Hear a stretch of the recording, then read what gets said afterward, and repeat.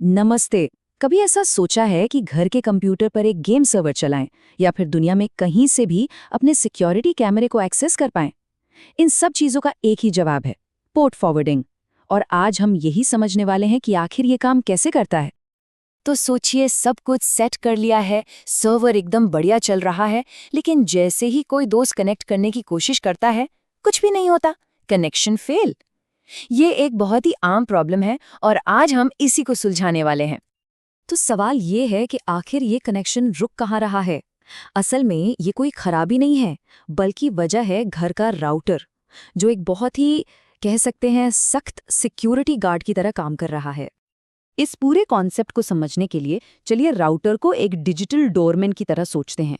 मतलब ये हमारे घर के इंटरनेट कनेक्शन का मेन गेटकीपर है।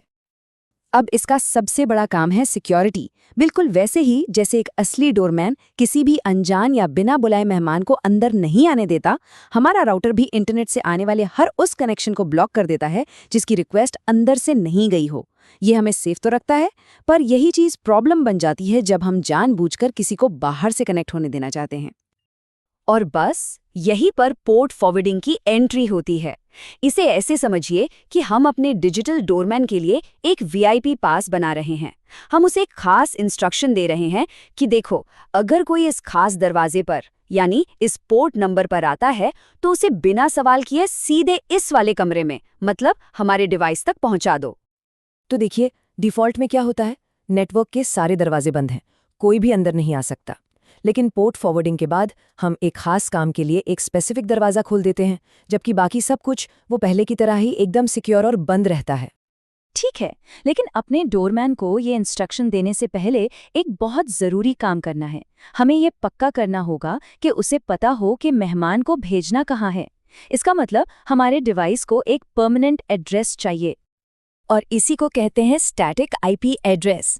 जरा सोचिए, अगर किसी के घर का पता हर रोज बदलता रहे तो क्या कोई उस तक पहुंच पाएगा? कभी नहीं। बिल्कुल वैसे ही अगर हमारे डिवाइस का इंटरनल आईपी एड्रेस बदलता रहा तो राउटर हमेशा कंफ्यूज रहेगा कि ट्रैफिक भेजना कहाँ है। तो सबसे पहले हमें इसे फिक्स करना होगा। इसे करने के दो मेन तरीके हैं।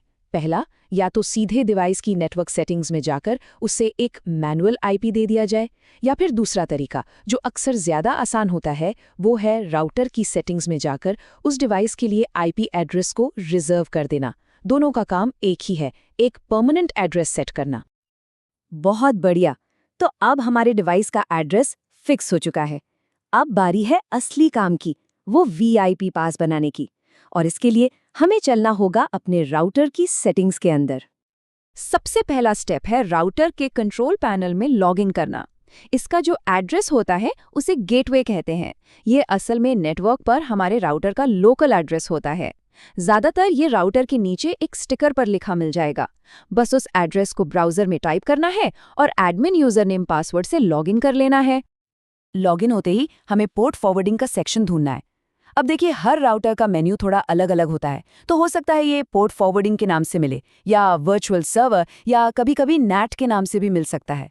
नैट वही टेक्नोलॉजी है जिससे हमारा राउटर सारे डिवाइसेस को एक पब्लिक आईपी के पीछे मैनेज करता है, और पोर्ट फॉरवर्डिंग इसी का एक फंक्शन है।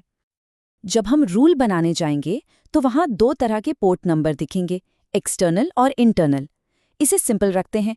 एक्सटर्नल पोर्ट वो दरवाजा है जिस पर बाहर से कोई नॉक करेगा, और इंटरनल पोर्ट वो दरवाजा है जिस पर हमारा डिवाइस अंदर सुन रहा है। ज्यादातर केसेस में ये दोनों नंबर सेम ही रहते हैं। चलिए, अब आता है सबसे जरूरी स्टेप, एक नया रूल बनाना है।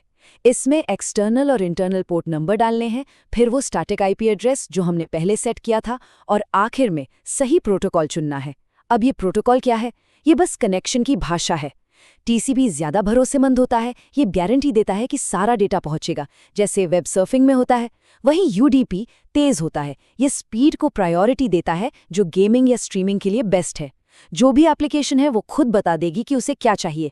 बस ये सब डालकर सेटिंग्स को सेव कर देना है और हमारा वीआईपी पास रेडी है। बहुत अच्छे, रूल तो बन गया है, लेकिन काम अभी पूरा नहीं हुआ है। अब हमें ये वेरीफाई करना है कि क्या वो दरवाजा सच में खुल गया है। इसके लिए 3 चीजें चेक करनी है। नंबर 1, राउटर में जाकर देखिए कि रूल एक्टिव है या नहीं। नंबर 2, ये बहुत ज़रूरी है, उस डिवाइस का अपना खुद का फायरवॉल भी चेक करना है जिस पर सर्विस चल रही है। कहीं ऐसा तो नहीं कि राउटर ने तो रास्ता दे दिया पर डिवाइस का फायरवॉल ही उसे ब्लॉक कर रहा हो। और नंबर 3, सबसे पक्का तरीका, किसी ऑनलाइन पोर्ट चेकिंग टूल का इस्तेमाल करें या फिर किसी दोस्त को बाहर से कनेक्ट करने के लिए कहें। और हाँ, एक बात हमेशा याद रखनी है, एक खुला पोर्ट एक सिक्योरिटी रिस्क भी हो सकता है, इसलिए सिर्फ वही पोर्ट्स फॉरवर्ड करें जिनकी वाकई में ज़रूरत है। और बस हो गया काम। अब हमें पता है कि पोर्ट फॉरवर्डिंग कैसे काम करती है। ये एक तरह से अपने होम नेटवर्क की असली पावर को अनलॉक करने जैसा है। तो अब सवाल ये है कि इस नई पावर के साथ क्या कनेक्ट किया जाएगा, एक गेम सर्वर या एक प्राइवेट क्लाउड? जो भी हो, बस हमेशा सिक्योरिटी का ध्यान रखना है। कंट्रोल अब हमारे हाथ में है।